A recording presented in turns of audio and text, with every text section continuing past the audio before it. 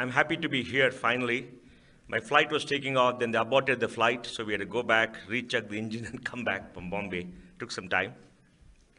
I think Rajiv has been raising certain fundamental issues for quite some time, which all of us need to debate in this country.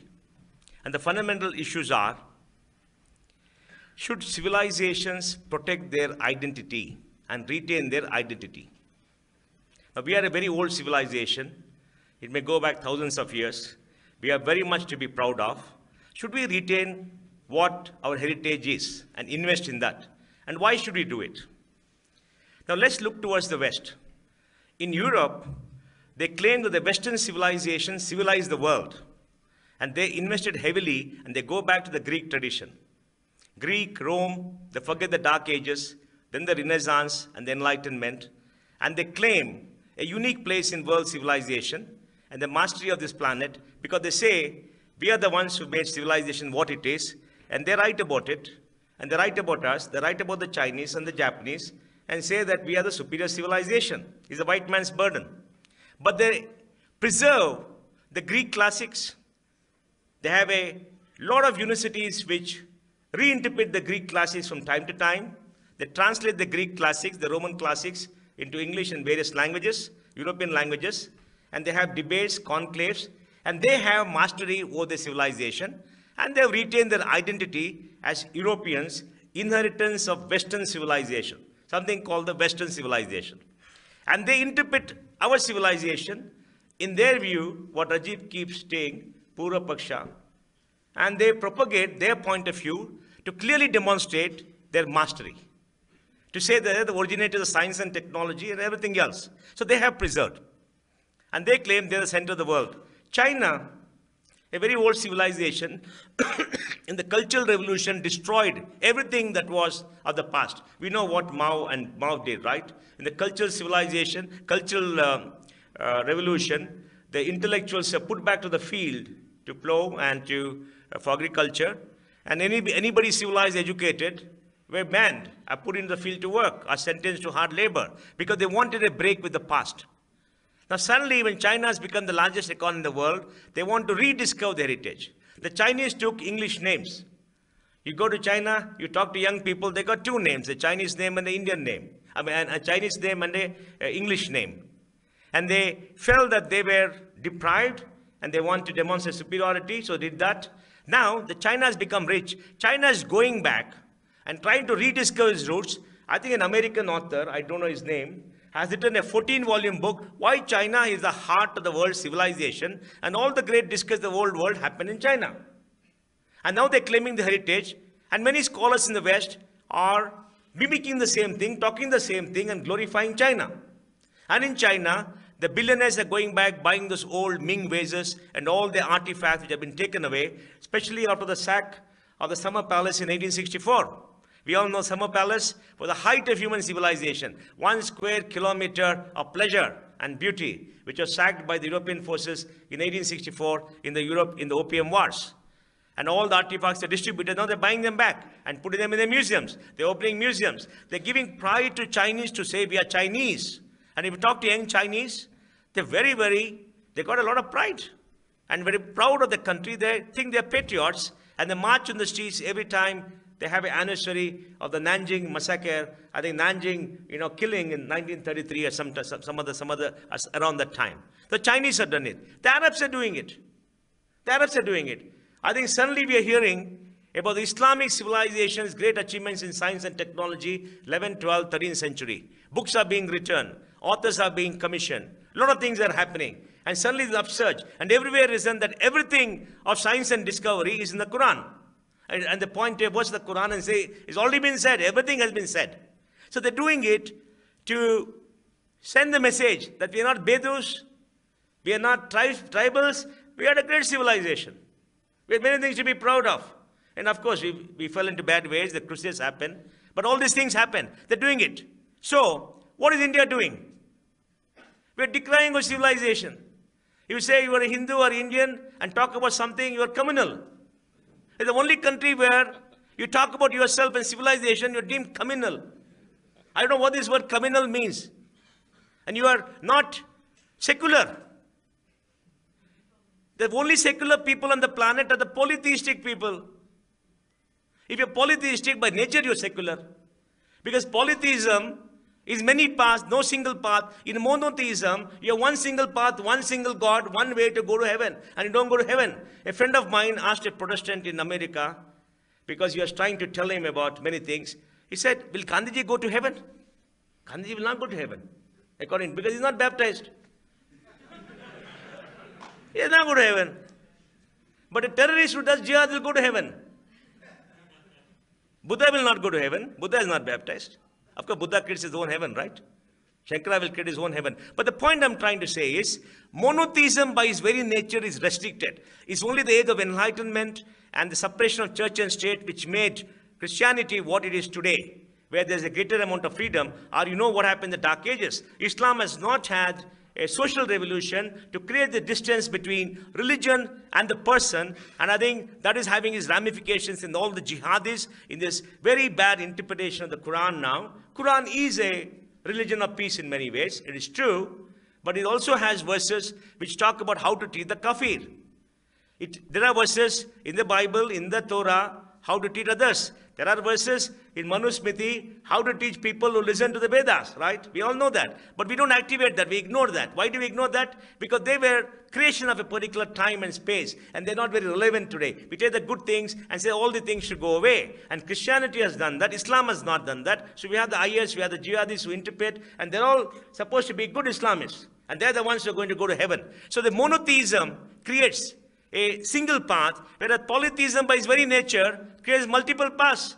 And in polytheism, even an atheist has got space. Atheist is part of it. So which kind of a social structure or a religion provides for an atheist to be a full member of society? So we can never be communal. The idea of communalism and what it is I don't know what it is. So now, who should preserve a civilization's heritage? Who should preserve it? And the question we got to ask, and the other my friend Rajiv is asking, who should preserve it? The people to whom the civilization belongs should preserve it. They must invest. They must have scholars. They must have literature. They must have translation. They must have universities which do research and we talk about it. Not to say Mera Bharat Mahan and all this thing, flying saucers and all that. We know they're all figments of somebody's imagination.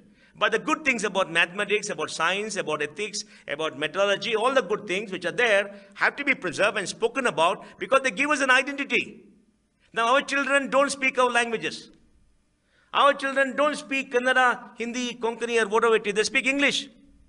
And when they speak English, what are they going to teach them as content in your own civilization? The cuisines are all McDonald's and, what is Friday? Good Friday or something like that, right? Something, TGI, yes. Huh? TGI Friday. TGI Friday, okay. They got all this stuff, pizzas, gizzas and all that, right? I thought pizzas are banned now in the last 2 years. But, our own food, our own cuisine is so rich, we're not passing on. Our lullabies. I go to Bangalore airport, I see a Kannadiga mother tell this small kid, ba ba black sheep. Oh my God. I said, why didn't you say about the nursery rhymes in Kannada? That's beautiful nursery rhymes, right? They're there. How are you going to transmit it? Who has to preserve that? We have to preserve that. It cannot be preserved by outsiders. Now, the greatest, I think, I don't know, I may be wrong, the greatest collection of Sanskrit literature is out of the West. Maybe in Chicago, maybe in Germany, maybe somewhere else. Max Muller has become the global authority about our civilization. And Max Muller, I don't know whether he knew Sanskrit, right? He probably... He had a dictionary. He had a dictionary. The first thing you do is create a dictionary. On the dictionary, you read and you write and interpret what you want. Wendy Dong doesn't know Sanskrit, but she's the acknowledged authority about Hinduism. 1.27 billion people's heritage civilization captured by a few individuals who preach a particular way, and we're keeping quiet. What kind of a country is this? What kind of a people are we? Don't we have dash, dash, dash? To stand up and protect ourselves? And we have these malcontents going on TV and decrying us for standing up and saying, that's not right. And why are we so tolerant? It's because we're so tolerant. There's growing tolerance. Not intolerance, there's growing tolerance in this country. Growing tolerance. Tolerance to decrying yourself. Very good. Tolerance to giving up your past. Yes. Tolerance to others, to letting others dominate your discourse and your civilization. Tolerance to giving up your heritage, giving up everything that is you, in your blood, in the way you live, in the way you dress. Everything is going. So we have to preserve it ourselves. And Rajiv is raising that point. To me, that's fundamental. And then, what have we lost? We lost a lot. We lost control of our lives. We lost control of our civilization. We lost control of our thinking. All these people, some schools of Western thought, like Wendy or somebody else, he's very opposed to Sheldon Pollock. I know, I'm a little bit more softer. Whatever it is, doesn't matter. But, they're writing in their culture, their milieu, which is right. There's nothing wrong. If we are foolish and we are stupid, we can't blame somebody else. He's writing to control us, to dominate us intellectually, tell you we know more about you and this is the way it is. And we have people like Ananya Vajpayee and others going writing silly articles in the Hindu about all these Sanskrit scholars in Banaras for hundreds of years preserving the culture, why the Misogynists and the bad people, and she going to this place, wonderful place in wherever she goes with Wendy. He is the greatest creator and the voice of Sanskrit. And we keep quiet. So we're losing ourselves, we're losing our own culture. All the people in this room are part of this transition culture. You know Sanskrit, you know many things, but our children don't. So what is going to happen 30 years from now? We're going to put up a generation which does not know what India is. And we're going to put up a generation when we're going to become the third largest economy in the world, maybe second largest economy in the world. This is going to be a rich country in 2030. We're going to be $8 to $10 trillion. And we're growing pretty fast. And when we grow pretty fast, the end result is we're not sure of what we are. I think it's an important thing that we need to understand. And then, what India should do and why. What should India do? We should take control of our civilizational discourse. We should have many scholars who will research, who will write independently. There is no mumbo jumbo. It's all based upon, facts. It's all based upon what you want to do. It's all based upon data. It's all based upon interpretation. And you can be critical to whatever degree you want. There is no one school of thought in India. We know that. We're a polytheistic people. So we need our own scholars to write, to debate, to create. We need our universities to have rich departments of comparative religion like other people have. The US has many universities of comparative religion. Harvard has it. Stanford has it. Everybody has it. Oxford has it. Cambridge has it. But we don't have it. When the British were there, we had it. We had a Sanskrit college in Banaras. Banaras Hindu University got funding. But after it became independent, suddenly we became secular. Secularism doesn't mean the government does not invest in our past in religious studies. Secularism means the government does not promote any religion. So if you have a department of comparative religion in the university, even the Indian Institute of Science, for whatever it's worth, it is academic work. You do study in academic way to create a point of view. And there has to be public investment. It has to be done by, public money. It has to be done by taxpayers' money to create a vital creation of academics and scholars who can debate and carry on and reinterpret. And that's very, very important. And next, we need our billionaires to fund schools. We got 62 billionaires, $260 billion of value of money they got. They need to put money here. Murthy has done it in Harvard, that's very good. But he needs to do it in Bangalore too. He needs to do it in India too. Let him do it in Harvard. Tata gave $50 million to Harvard University or somewhere, right? He must do it in India too. There's nothing wrong, do it here. Do it in the world, do it here. What the Chinese did, they fund universities to make sure their point of view is propagated in the West. We fund universities outside to make sure their point of view is propagated in India. I don't know how perverse you can get. So we lost control. So we give our money because we want to be seen as the white man's equal. I'm sorry I'm making this statement. I apologize. But I feel hurt. It's okay to do it and say, these are the conditions we want our civilization to be propagated. We want our scholars to come and to make sure that people understand their views, right? That's the way we are. We have to promote ourselves. This is marketing. This is a consumer world.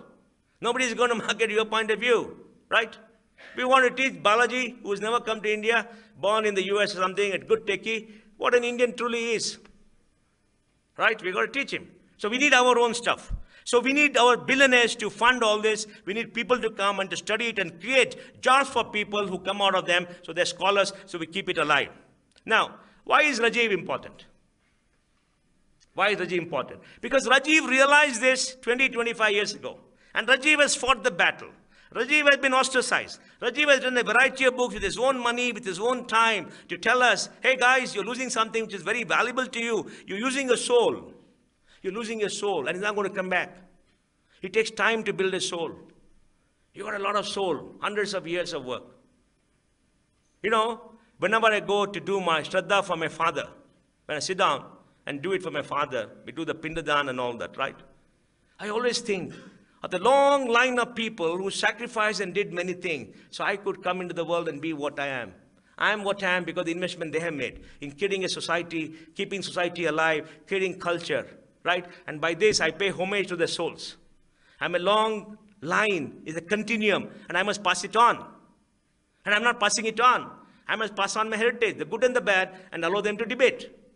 But we're not doing it. The disconnection is happening. We're giving up. Is it good to have traditions? Each one of us has to make our own judgment. I'm not saying it's good or bad. You have to make your own judgment because it's important for you to understand your identity, what you want to preserve, what it is. Yeah, there are many good things and bad things. There's the caste structure that's going away. In fact, Ashutosh Vasne told me just in a breakfast this week, he said, caste is morphing into a lobby. If you look back to caste in 1920, there were no SC/ST, there were no OBC. There were many, many multiple castes. And each caste was fighting to create superiority. Even the Brahmin community, you got Drivedi, Chaturvedi, Trivedi, all that Vedis, right? Saying, I'm bigger than you, right? Is there a structure, power structure? Now what has happened?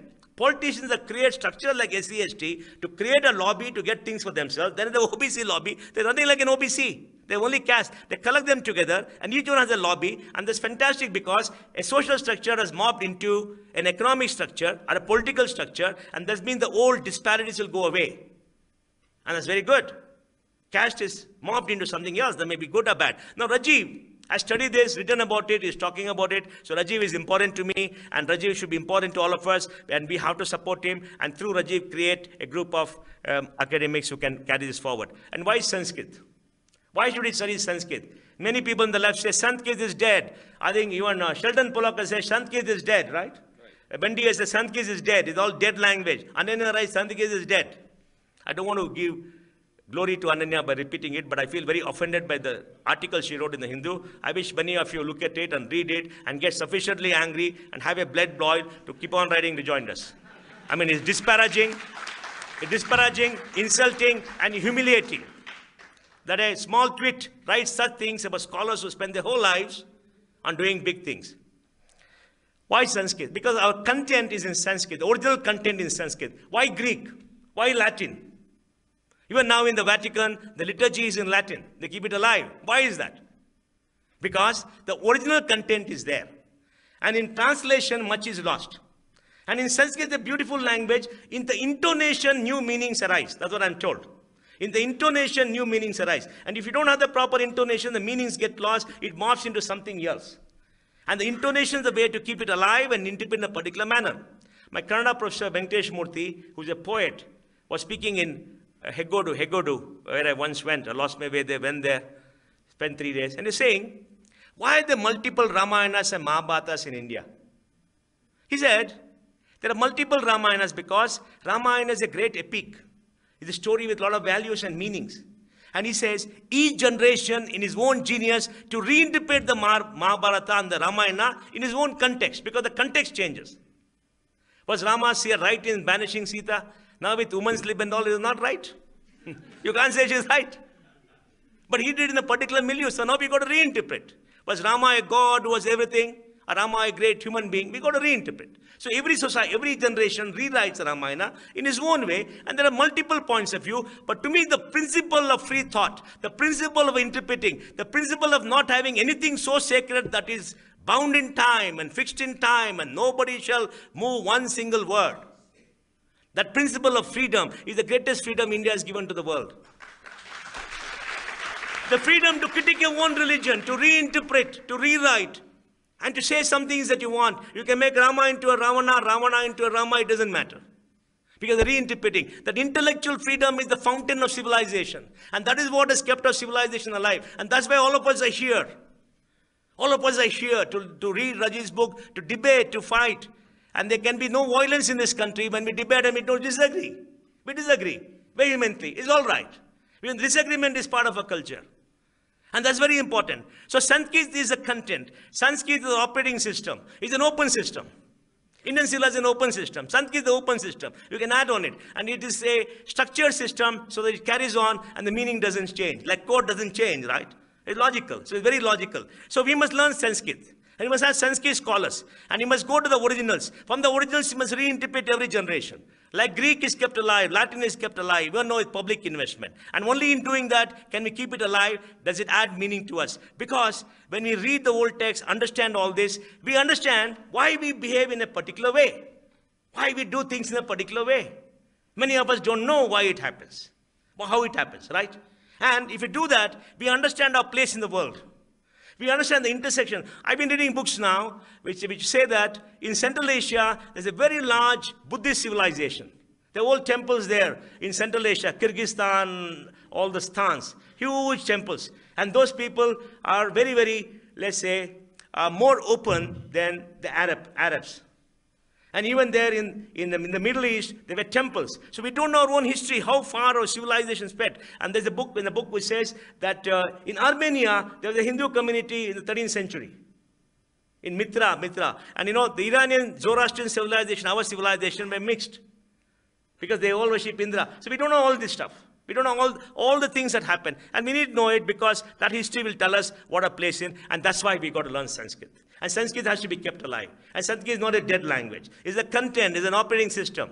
And it should not die. Because Sanskrit dies, our soul dies. We die. We become rootless. And that is very important for us. So, I just want to say, this is my interpretation about what Rajiv has written. I don't know whether he agrees with me, because I want to have a very broad interpretation.